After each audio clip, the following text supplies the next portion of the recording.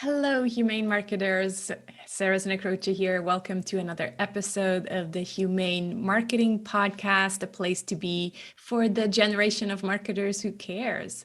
This is the show where we talk about marketing your business in a way that feels good to you, is aligned with your values, and also resonates more with your conscious customers because it's not pushy, ethical, and also beautiful. So if you're a regular here, you know that I'm organizing the conversations around the 7 Ps of humane marketing. And if you're new here and this is your first time, welcome. I'm so excited you're here. You may want to download your one-page marketing plan with the 7 Ps of humane marketing in the form of a mandala at humane.marketing/one page, the number 1 and page. So again, humane.marketing/one page.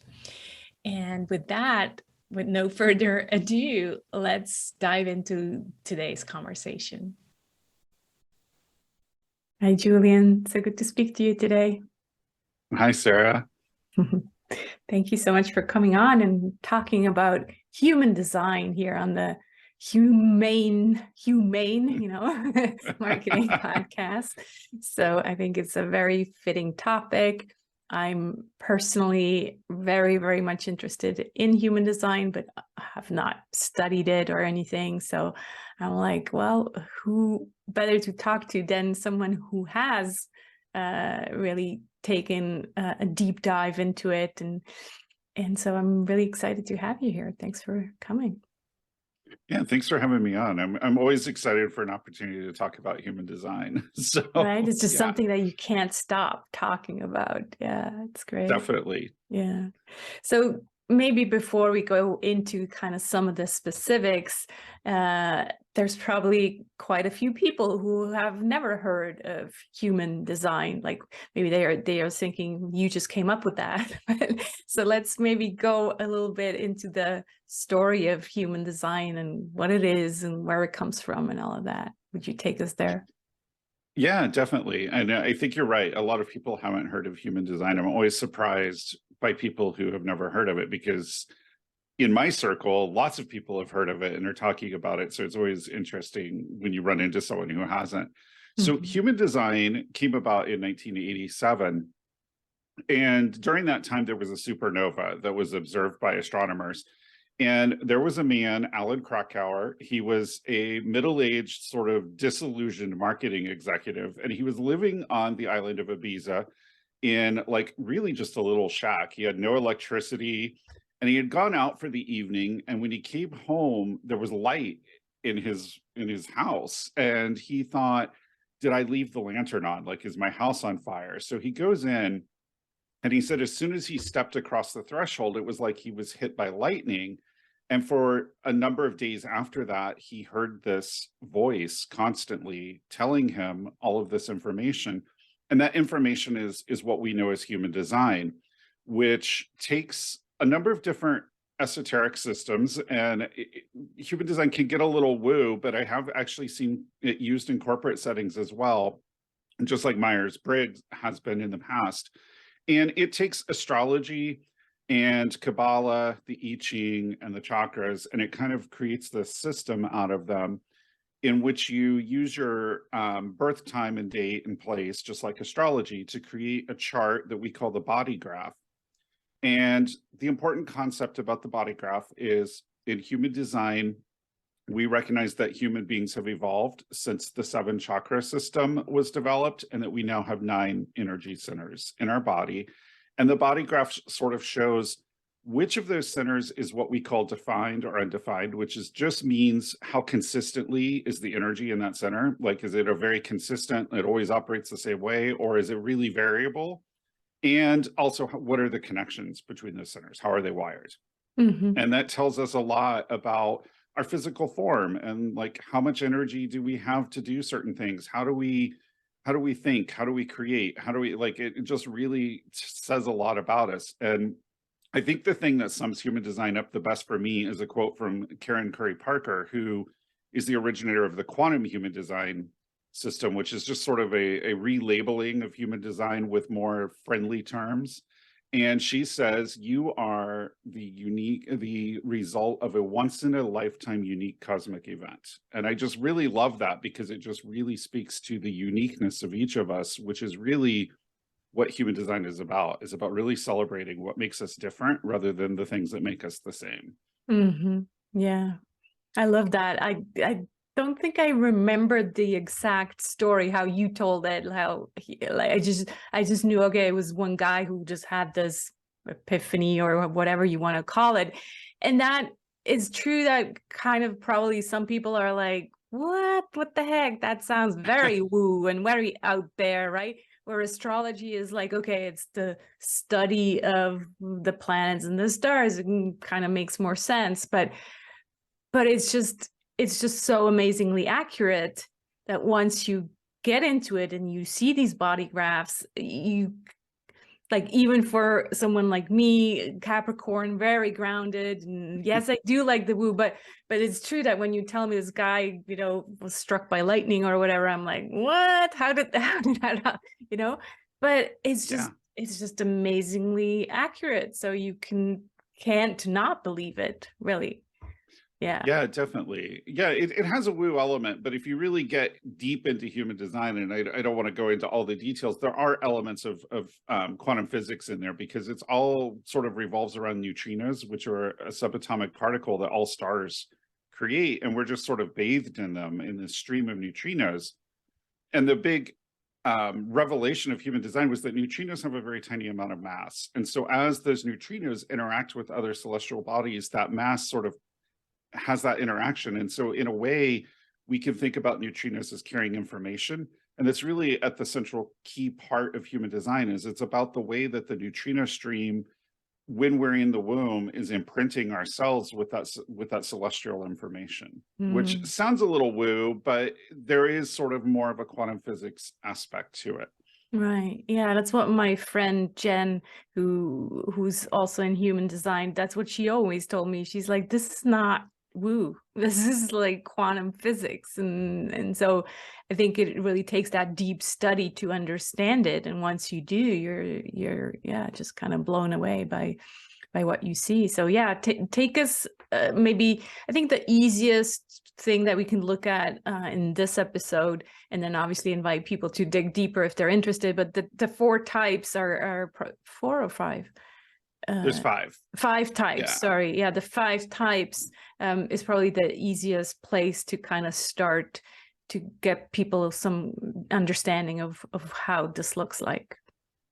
Yeah, definitely. I think the types are always where people should start because they're kind of the foundation for human design. So there's 5 types, and you could kind of even say 4 types and a subtype, but they're really 5.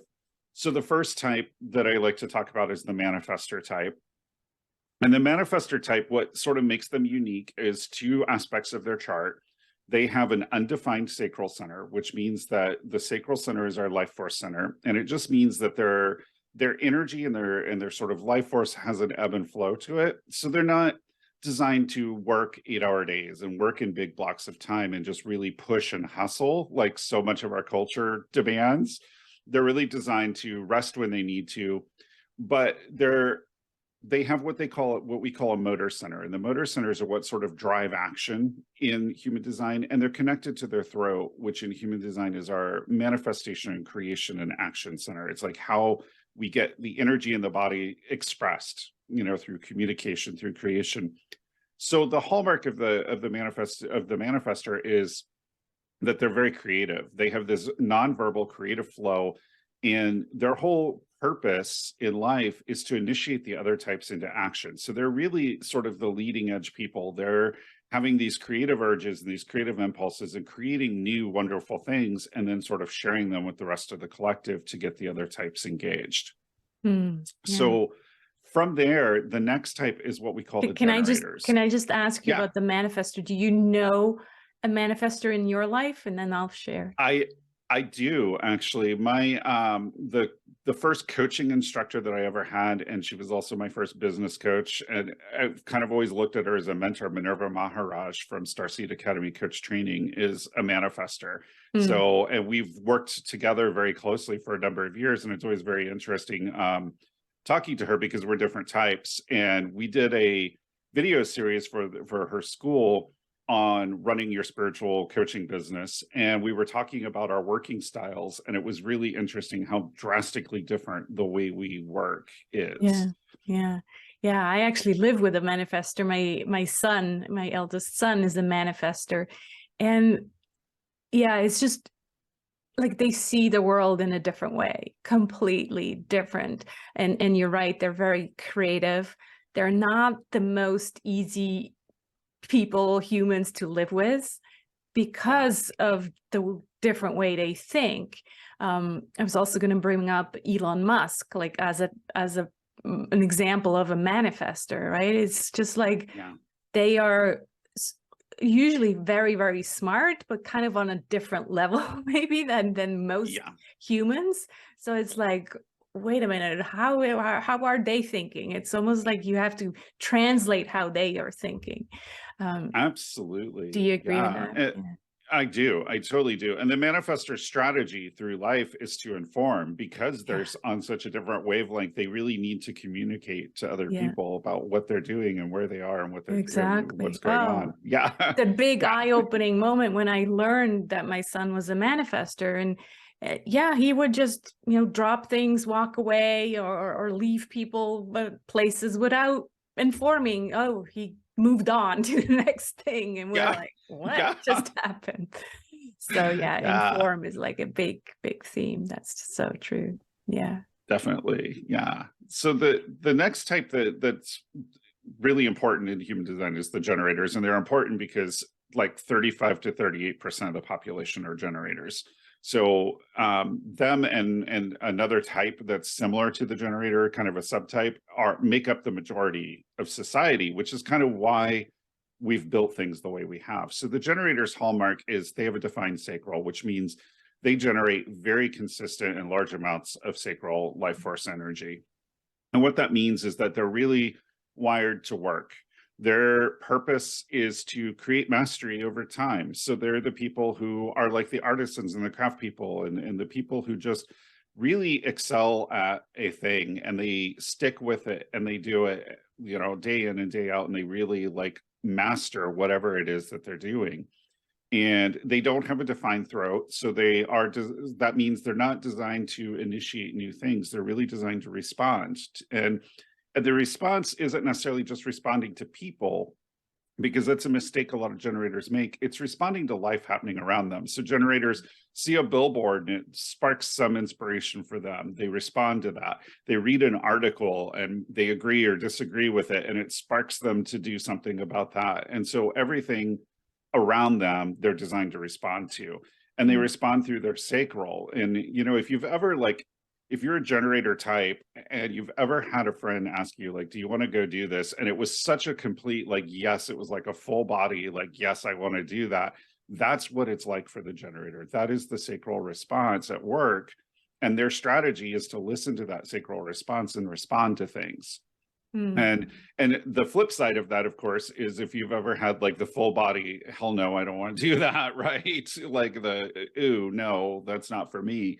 That's the other aspect of the generator, is they need to say no to those things and not, do the shoulds and have-tos and all of that if that doesn't feel good in their body to them.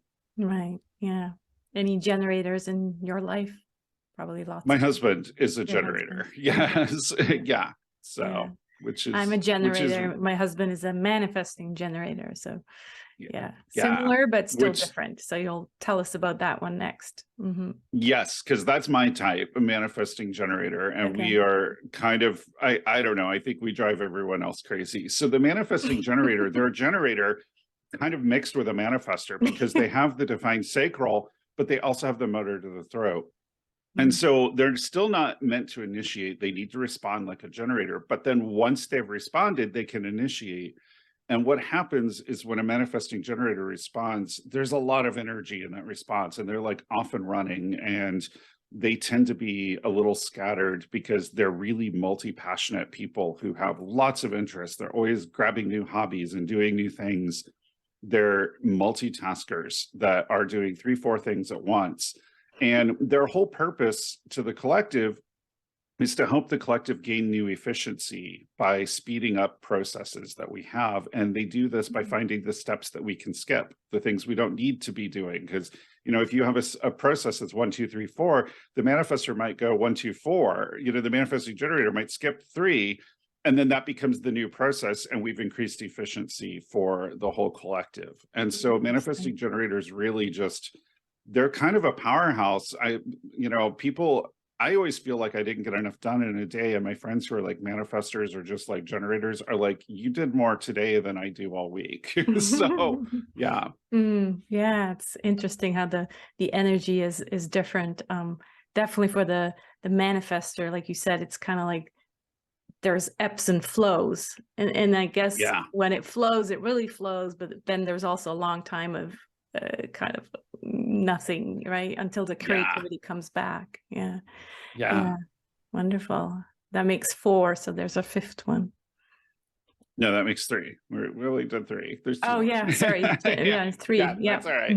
Yeah. So the thing about the I just want to sort of note the thing about manifesting generators and generators is that together, the 2 of them make up 70% of the population. This is why we have a 40-hour work week. We have hustle culture, all those things, because the majority of the population can do that. But for the other 30%, they really, really struggle with work. And so how many, what's the percentage for manifestors alone? I think they're only around 8%. And then they're small. And then the next biggest is projectors, which is 21%. And the projectors they don't have a defined sacral, so they're non-sacral, which means they're force ebbs and flows, and they also don't have anything connected to their throat, any motors to their throat, so they're also not meant to initiate. And the projectors are a new type. Projectors didn't exist until humans evolved to have 9 centers, so they've only been around a few hundred years. And the projectors, Karen Curry Parker in Quantum Human Design calls them the orchestrators, because they're really designed to coordinate and guide and advise. And so they're sort of like the middle managers of the human design collective, but because with a lot of the openness in their chart, they're really able to see people very, very deeply and sort of amplify and reflect their energy. And so I know a few projectors, and they just like could really read people really, really well. And so for the projector, their strategy is to wait to be invited, because if you've ever given unsolicited advice to somebody, you know how that works, how well it's received. And because the projectors can see so deeply into people, and they're so designed to see like processes and systems and what people need to do and where they need to go and do all of that orchestrating, they really need to be invited to do that, or it's not well received. And so projectors, when they're not in the middle of an invitation, they should just do the things that light them up and that bring them joy. And for projectors, like who they're with and where they're at are really important to them, because they have a lot of openness in their chart. So it's really important that they pick the people they associate with really well, which I think applies to everyone, really. Like you hang out with negative people, they start to become negative, but it's even more crucial for the projectors. Yeah, I don't have any projectors in my personal life, but I have friends or past clients, and I know for them, like business wise, what worked the best is if they had some kind of assistant, virtual assistant who made these opportunities happen for them because of their energy of, you know, having to be invited. Because business wise, well, if you don't make those things happen, you need someone else to help you, basically. Yeah, exactly. And that's what projectors are really good at, is getting other people to kind of do things that they need to do. So they definitely thrive from that, but they make excellent consultants. So they're really great consultants. And then the final type, the 5th type, is super rare. There's like less than 1% of the population. they're the reflectors, and everything in their chart is undefined. So they have no consistent energy whatsoever.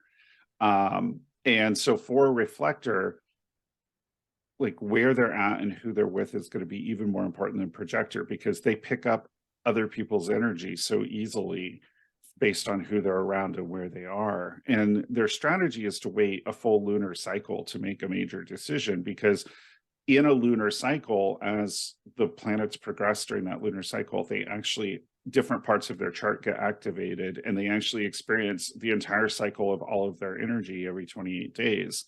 And so, you know, they have to sort of choose to do that with the big decisions, because obviously a lot of little stuff you can't wait 28 days to decide. So for the other times, it's important that they have people around them that feel good to them, that they can kind of bounce ideas off of and come to a decision that way. They're really interesting in terms of their quantum purpose is they're like the barometers of the health of a community. If you have a reflector in a community, and the reflector is struggling and not doing well, it says that the community's health is really poor. And so they're really interesting people in that way, because they are such a barometer of how healthy the rest of us are energetically and emotionally. Yeah. I used to have my podcast editor was a reflector. She's now moved on to something else. And I was really glad when she was able to say, look, this is not making me happy anymore. I need to do something else that makes me happy. Yeah. And I'm like, yeah, that is so important for everybody, but it's, I think, especially for her as the reflector, to do work or anything that pays your bills, that is also making her happy, right? Yeah, definitely. I don't know any reflectors myself, and I they're haven't interesting encountered people, like one. you said. Yeah. It's like, wow, Yeah. very different. So now that we understand the different types, again, if we have such a chart reading with you or someone, obviously there's much more to it than just, you know, figuring out, okay, which type are you? It goes then into the profile and much deeper things, the connections between the chakras and all of that. But I think maybe what we can do, talk about on this episode, is kind of like the connection to the business world, or in our case, the marketing world. Having this information, so once we have the reading, we understand who we are in human design. Like, how can that help us in our business, in our marketing, in figuring out how we want to show up in the world? What would you say to that? Yeah, I think human design can have a lot to do with that. I think, first of all, human design for me was my permission slip to like throw out the rule book a little bit and be like, I'm unique. I have my own way of looking at the world and experiencing my energy. And so I'm going to approach my business from that, instead of trying to do these systems and things that other business coaches like to push. You know, I'm not going to slide into people's DMs and do all these things. It feels icky anyway, and it feels sort of manipulative, but it also just doesn't align with my design and the way that I operate. So I think first, it's a permission slip to throw out the rule book and kind of chart your own course, which is super exciting or terrifying, depending on how you look at it. It could be both. That's true. Yeah. So, and then I think the other part is really playing to your strengths. So as a manifesting generator, I'm designed to respond and then initiate. So I like to create long form content. That's what I do. I don't love like creating reels. You know, I got to set up all that equipment and do all that stuff for 60 seconds of video. And I always feel constrained by that. But I love to blog, and I love to create my podcast. I like the long form content. And I do a lot of responding, like my latest podcast that comes out, it came out yesterday.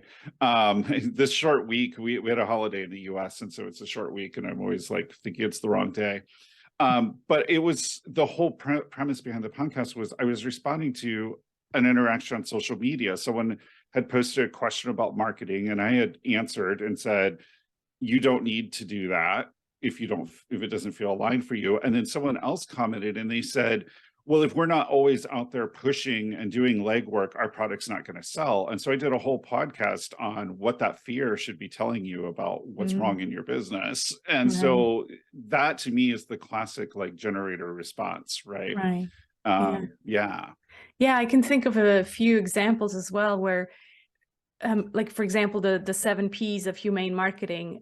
When I first kind of saw, the traditional framework that existed since the 60s, and then for me, they started to move into a mandala.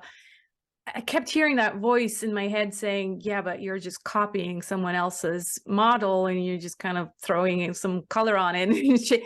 And then I had to remind myself of my human design and say, well, that's okay, because you are responding to something that's already out there. A manifester would have probably come up with a whole new thing, but that's not how I'm wired. That's not my role here to come up with completely new things. And so same thing with the book. I'm like, well, I keep referencing to these other people. And so I'm like, yeah, but that's okay. I'm basically being what in my reading, my friend Jen told me that I'm the spokesperson to say things other people can't say. So like, the humane marketing revolution, it's like, enough, we need a different way of doing marketing.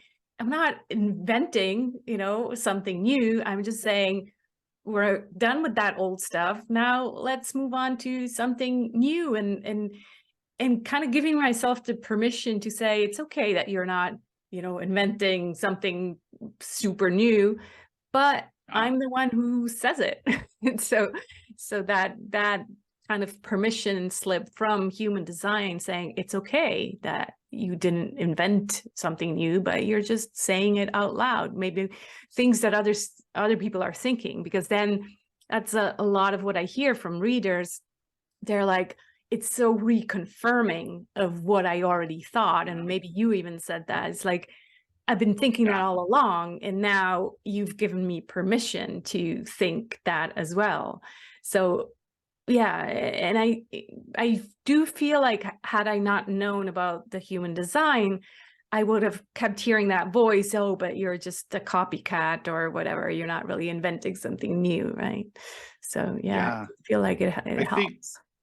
I think a lot of generators have that sort of imposter syndrome, a feeling that they're copying or just saying the same thing someone else said, but a little different. I have a number of clients who have worked with me who have said that to me, like, I'm creating this Instagram based on something I saw from someone else, and I feel like I'm just copying them. I'm not adding anything. I'm not doing anything new. And I'm like, well, you're putting your own spin on it, and you're responding to it. You're fulfilling your design. You're doing what you're designed to do, because you do have a unique perspective. And so when you see something and you respond to it, you are bringing your own uniqueness to it.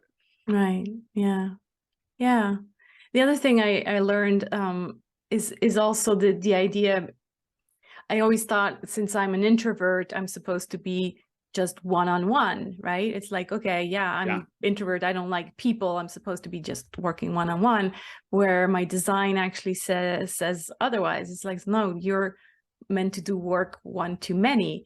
And so really just kind of fully stepping into that and saying, oh yeah, I actually enjoy the one-to-many, even if I'm an introvert, and finding ways of doing that still respects my introversion has been a huge aha for me as well. I think the other point I want to bring up is what we discussed on the last Humane Marketing Circle, this new technology, AI that is now everywhere.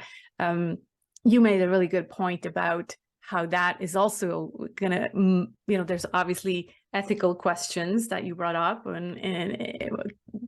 but you also said, well, it can be helpful for generators, especially. So kind of talk to that point a little bit. Yeah, I think AI as a tool to just write stuff and put it out there is not there. And I think that it has a lot of ethical issues, not least of which is that AI even putting accurate information out there, because you don't really know what data it sourced to write this article. Right. But I think as someone who's designed to respond, if I have the AI suggest a title to me or suggest an intro paragraph or something, and then I can use my design to respond to that and kind of be like, oh, this is what I want to talk about. That works really well. I like to read a lot of articles to do that, but AI can do it a lot more, efficiently, maybe, than like going and reading a bunch of articles. I'm just someone who really likes to read, and I skim a lot of things. I think it's my manifestor generator side kind of coming out and really like having a lot of interest and looking at a lot of things. But for people who are generator types and want to respond, having the AI kind of create a prompt for you is a really great way to sort of get those creative juices going. Yeah. As you were talking, I was just thinking, like, most of the people that I've taken through the Marketing Like We're Human program, where we talk also about human design and the P for personal power, most of them have been kind of like probably 40s plus. Do you feel like the younger generation, are they coming to human design earlier than maybe our generation, whereas like, we've lived through this whole life and now we're like, oh, okay, now I get it. Is the new generation waking up earlier to kind of figuring out who they are? I think that's a great question. And I don't know if I could answer that because so many of my clients are, our age. And I think it's because I work with spiritual entrepreneurs, and a lot of those tend to be people have had a certain amount of lived experience, and they come to human design as part of that lived experience. I certainly hope so. I know that being a newer system, I definitely see a lot more human design out on the internet. I see a lot of YouTube videos. I see a lot more people talking about human design. So I definitely think there's greater awareness than there was, but whether young people are really adopting it yet or not, I'm not real sure. Yeah. And kind of another thing I'm also thinking of, I read, or maybe it was also in one of the videos of what's the other guy's name, that not Guru. Oh, Ra-Uruhu. Ra-Uruhu, That's actually, that's Alan Krakauer. He changed his name after. Oh, that's the same guy. Design. Now I get it. Okay. Yeah. So is he now Uruhu? Yeah. Or okay. Yeah. Oh, that's the same guy. Okay. So yeah, he was saying that he sees that the new generation, the young generation, there's going to be more manifestors coming to the world. And it kind of like, I really truly believe that as well, in terms of, the creativity that is more up and coming. Have you heard anything similar in those things? I haven't heard that, but it wouldn't surprise me, because one of the things that Karen Curry Parker teaches in quantum human design when we talk about conditioning is that energetic patterns tend to skip generations. So if you're a manifestor, you're more likely to have generator or other type kids than manifestor kids. So there's a lot of us generators out there in the world right now. So we're probably having projectors and manifestors rather than more generators. So I definitely could see that being a shift that could happen. Yeah, and then I guess also if you draw the parallel with astrology and seeing that we're in, or I think going into the age of Aquarius, it would make a lot of sense as well, because that would be more aligned with the manifestor energy as well, versus kind of the what were we in now? As you can tell, I'm just Pisces. Yeah, Pisces, we were in energy. Pisces. Yeah. So like I can see that being true, that there is more creative energy coming in that. Yeah, that'd be very. Yeah, I definitely think so. There's another sort of tradition that looks at eras of human time as Isis, Osiris, and Horus, with like, early human history had a lot of matriarchy and goddess religion, and then we moved into patriarchy and sort of very masculine. And now we're coming back to like the pendulum swinging back to balance, and the Horus era is supposed to be very androgynous, and we're seeing lots more like kids coming out non-binary and trans, and we're just really seeing that like creative and more like fluid energy coming about now. So I think that's very exciting. Yeah, it is. It really is, because in a way that's very aligned also with what we're trying to do with humane marketing or humane business building. It's kind of like this, you know, being and doing and heart and mind, and I feel like that kind of energy is more open to that rather than the, you know, the generator kind of like, let's just work 8 hours a day and hustle our way through life energy. Yeah. Yeah, definitely. Definitely. And I don't think that generators are necessarily bad for doing that. I just think that they allowed their type and their thing, because I see a lot of generators, they have the ability to hustle, but do any of us really like it? Like, so it's sort of like we got off on the wrong track somewhere, because we're supposed to listen to that sacral response and not be doing things that don't light us up. So we build a whole society with a pattern of working that doesn't really excite any of us. And so, you know, it's definitely broken. And the funny thing is, this is only now, people are only now starting to realize it, thanks to the break that we had with COVID. Because once you're in the hustle and you're just like constantly hustling, you don't even think, oh, I'm hustling, right? It's only if you take a break and step back and you're like, oh my God, I'm tired. I don't want to do that anymore. Yeah, it's almost like addictive, like all that adrenaline and stress hormone gets going, and it's really sort of, you know, really addictive. We have trouble just saying stop. Yeah. And I think you're right. It's that pendulum that has to somehow find its balance now, like not completely one thing or the other.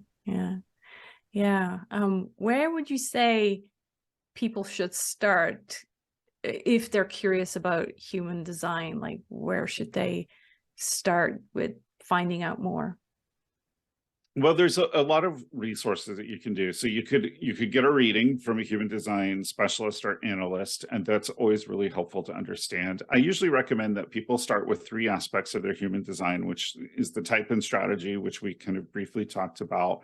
Authority is the second piece, which is sort of the other half of your decision-making apparatus.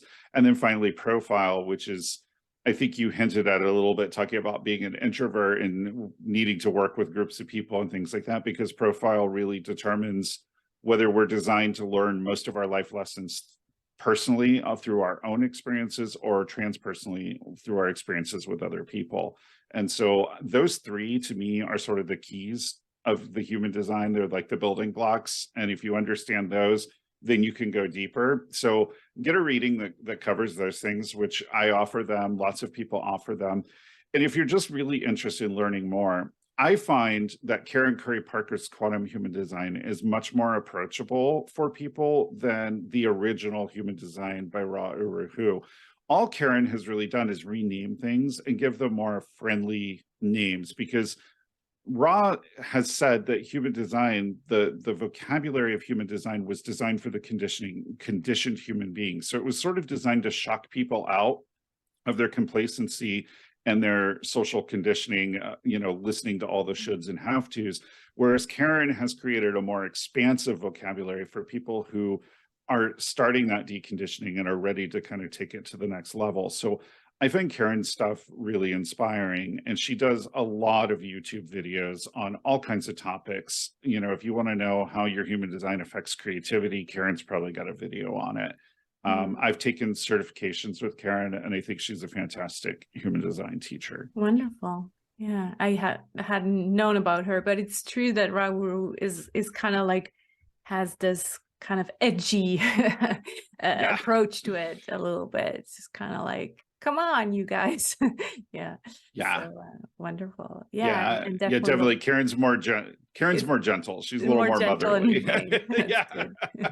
And you are, of course, too. So we'll put a link into the show notes for your website and offering. And this has been amazing. Obviously, like you said, we could be talking hours and hours about human design. So we really just kind of touched the surface, but I hope it's been helpful to listeners. So again, if you want to find out more, definitely check out Julian's website and do look at the YouTube videos and just kind of like, take a deep dive into human design, because it's really fascinating. Thank you so much, Julian, for being here. I always have one last question, and that is, what are you grateful for today or this week? Oh wow, what am I grateful for? So I'm grateful for being able to do things like this, like go get online and be able to talk about these things that light me up and excite me, and hopefully that other people can benefit from. I'm just really grateful that we have this tool, this amazing tool called the internet, where I could be talking to someone in Switzerland about human design. It is amazing, isn't it? Yeah, yeah, Yeah. yeah. And I agree that it's kind of like you pick these passions and then you find people that you can talk about them and make that your living. That is just, yeah, it's amazing. Yeah. So I agree with you. Thank you, internet. And thank you, Julian, for talking to us about human design. I really, really appreciate it. And of course, we see each other again in the Humane Marketing Circle. So thank you. Yeah. Thank you for having me. This has been a lot of fun. And like, I love to talk about human design. So I've pretty much never turned down an invite to do that. Wonderful. See you soon.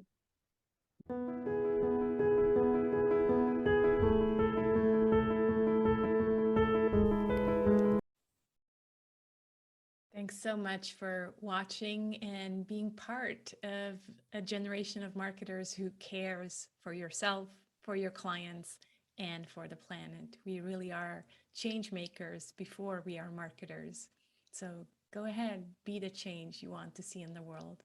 And I hope to see you again next week. Take care.